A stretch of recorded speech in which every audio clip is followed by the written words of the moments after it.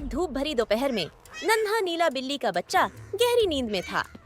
तभी नीचे से मम्मा ने पुकारा, प्यारे आओ, मुझे रसोई में मदद करो।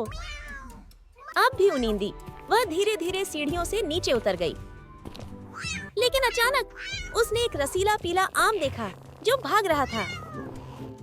मैं फल सलाद के कटोरे से भाग रहा हूँ, आम ने फुसफुसाया। और यह कहकर आम छलांग लगा गया और बिल्ली का बच्चा उसके पीछे दौड़ पड़ा।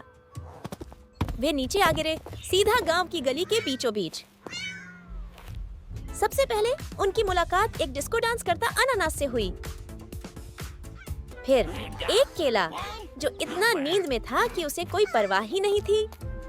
ये सारा शोर क्यों? तरबूज बड़बड़ाया। और फिर वे सब साथ साथ दौड़ पड़े।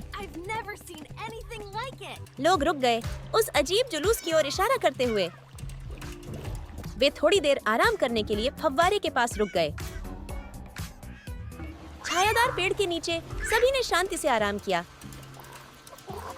बरसात के दिनों में भी उनकी छोटी सी दुनिया रंगों और आराम से भरी रहती थी।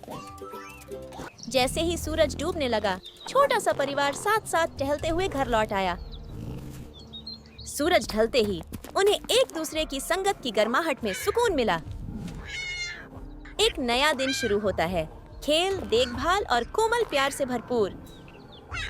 कुछ रोमांच छोटे होते हैं, लेकिन जिनसे हम प्यार करते हैं उनके लिए वे पूरी दुनिया के बराबर होते हैं।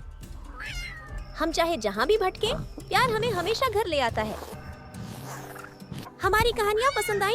जल्दी से सब्सक्राइब करो और अगला रोमांच मिस मत करो।